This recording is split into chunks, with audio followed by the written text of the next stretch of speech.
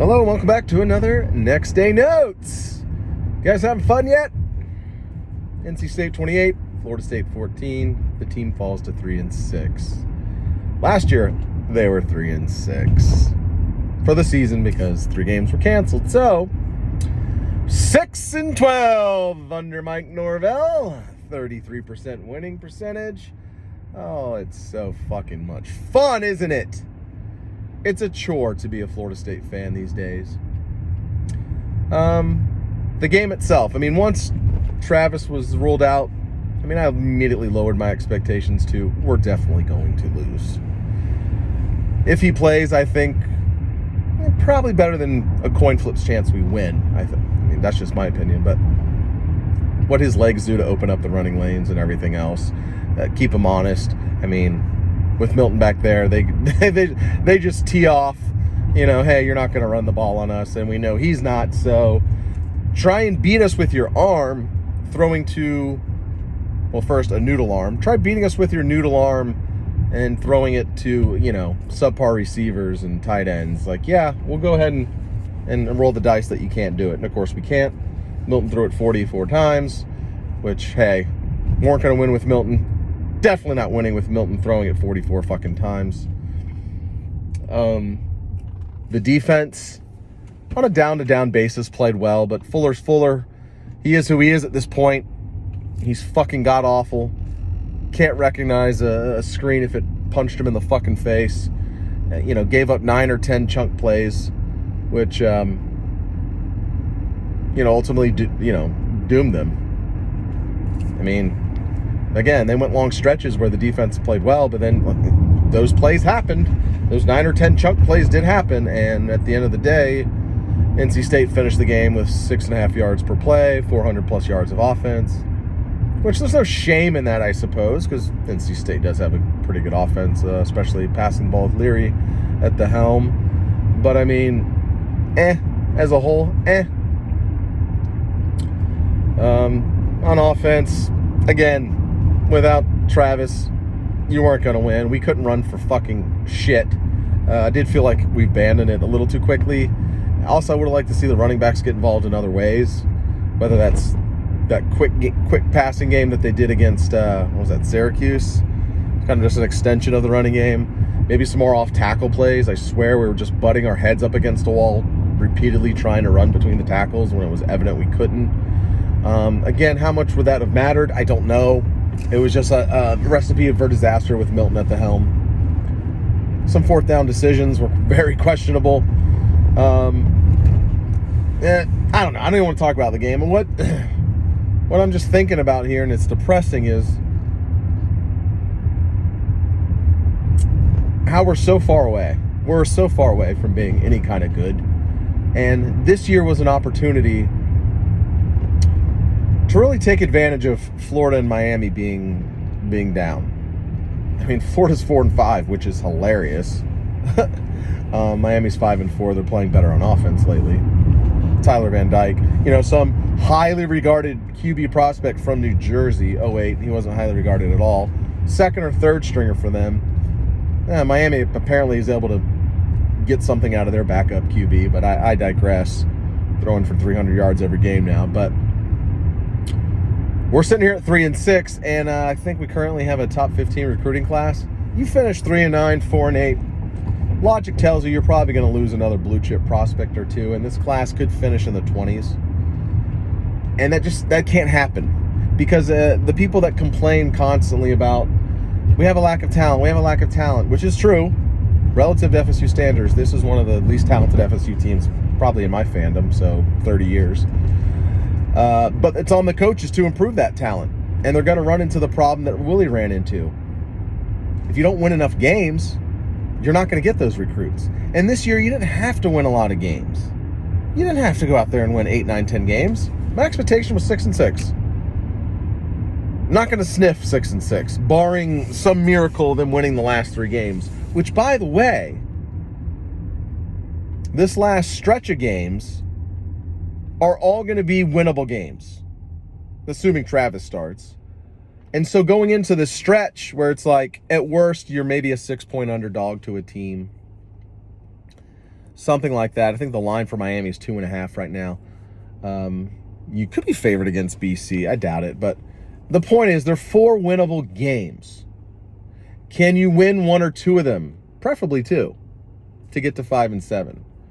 Like, I don't think it's a tall ask to do that, but that's been a problem all season long. Talent be damned.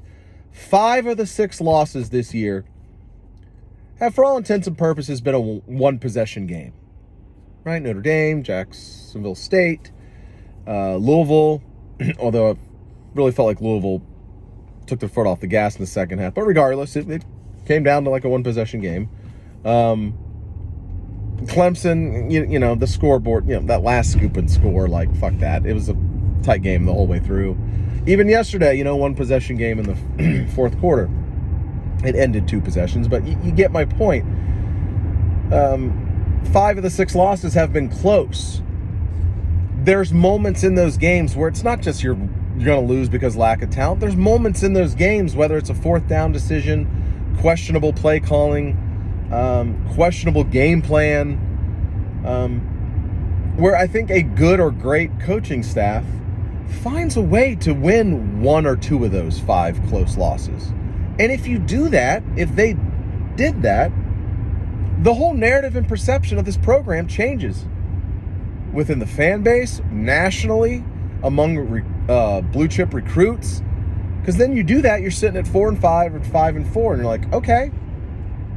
Now, having said all that, this 3-6 team, just because they have the same record as last year, it is a better team. There's no doubt about that. You look at the stats, they've gone from literally bottom of the barrel last year, in the hundreds in like numerous stats and metrics, to about middle of the pack, and some of those metrics that pretty much just measure like how good a team is on the whole, like the, what is it, SP Plus, FPI, shit like that. Maybe a top 50, top 60 team. Not great, but definitely a huge jump from last year. So you can acknowledge that the team is better than last year. But do I think this coaching staff, rhetorical question, is maximizing the crappy talent they do have? No, I don't. Because there's moments in games where, like, wow, we just got completely fooled on defense there. Or, wow, why did we go for it there? That was a coin flip decision at best, but probably within the context of the team and its defense, probably should punt there. And I could go on and on and on. You guys will probably watch the games. But I think a good to great coaching staff that's maximizing this crap talent doesn't go 0-5 in close games. It finds a way to win 1 or 2 of those. Point blank. I think this is an average staff at best, on field and recruiting considered. And so they deserve criticism. And year 3 is not going to be much better, folks.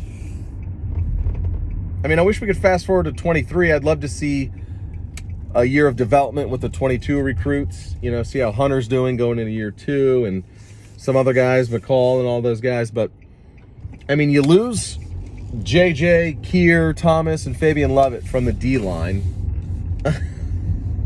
Kind of important. The O-line, don't expect them to be good next year. Like, DLT's gone. Gibbons is gone. You're going to have to go hunting in the portal again for another lineman. Maybe Washington, Scott, and Smith take a step. You know, you lose Corbin on offense. You should see a little better talent at receiver with Destin Hill, who supposedly will enroll in the spring. Assuming they play Travis Hunter on that side of the ball some. All right. Tight ends, I have no idea what's going on with that room and Thompson. Does he even recruit? I don't know. He's ranked like the 92nd best recruiter in the ACC or something terrible. QB play. Travis likely the starter. Could he make a step in the passing game? Sure. Is it going to be would you bet that it's the step required to elevate this team? I doubt it.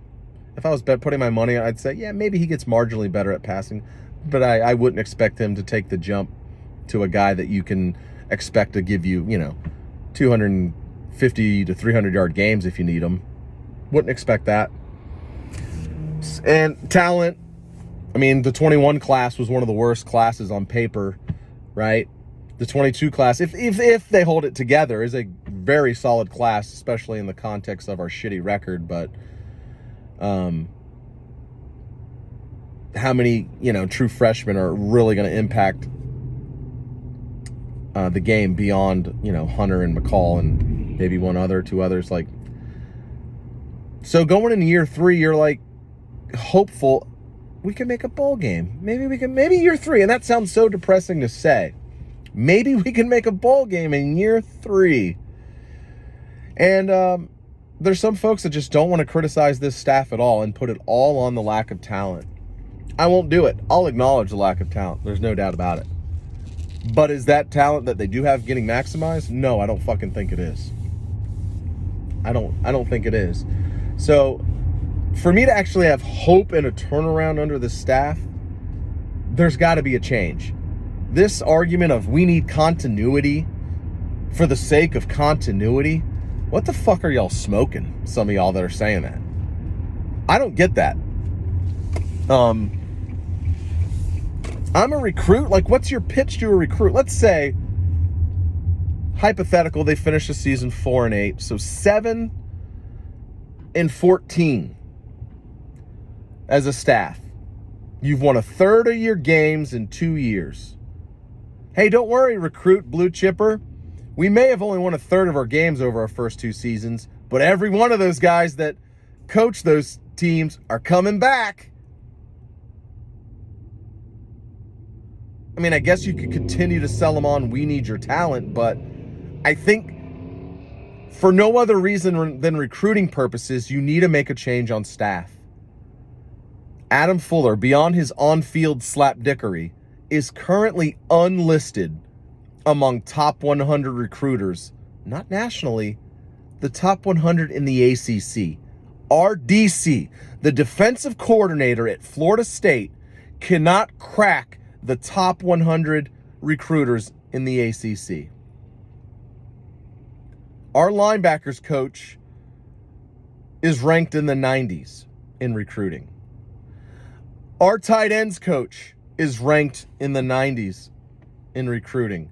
So for those folks that keep complaining about the lack of talent, we need to cut some dead weight when it comes to that department. And it starts with Fuller. There's rumors that we might make a run at Lanning from Georgia. I don't know why the fuck he would leave Georgia to come to us, but maybe he wants to get out under the shadow from Kirby. And we have to maybe overpay for him. And he does have a previous relationship with Norvell because he was on the Norvell staff way back when at Memphis. I don't care what kind of DC he is. Lanning is currently ranked 4th. Not in the SEC, mind you. 4th in the nation among recruiters. Give me that all day long. For a program like Florida State that badly needs talent to get out of this fucking slapstick funk predicament, whatever you want to call it, that this team is in, you need ace recruiters and you need them fucking yesterday. That is ultimately going to pull you out of this tailspin that's been occurring for like 5 years now, however long it is. I will take an ace recruiter and a C X's and O's guys all day fucking long. And it's not as if Fuller's an top-notch X's and O's guys. So he's below average on field and absolutely atrocious on the trail. Get him the fuck out of Dodge. Go pony up for Lanning, Steele, somebody to give a huge portion of this fan base and recruits a sign of, oh, this is unacceptable. We had to make a change. The only way we're going to get out of this hole is with more talent, so that's first and foremost. This staff cannot stay 100% together going into year 3, based on some of the, partially based on the shitty record, and based on what they're doing on the recruiting trail. A change has to be made. If there's not, what the fuck am I supposed to get excited about? or anybody. Oh, we're playing hard. That's the thing. A lot of these people that don't want to criticize the staff at all, I bet you a huge swath of those people come this time next year, if we're 3-6, 4-5, might finally be singing a different tune, because I've seen it happen to other fans of other teams. After a while, saying that we tried hard that's run its course. That gets old. Hey, we played really hard. Yay! Win some fucking games. Again, they're 4-5 or 5-4 at this point. Hey, given the talent, I think you're likely you're maximizing it probably with another win or two. But that hasn't been the case. A change or two needs to be made, and I think it starts with Fuller. I mean, it's just pathetic. Not listed among the top 100 recruiters in the conference. So, again, you can't complain about the talent and then be okay with some coaches on the staff not fixing the talent deficiency. Something's got to give. Anyway, I'm out.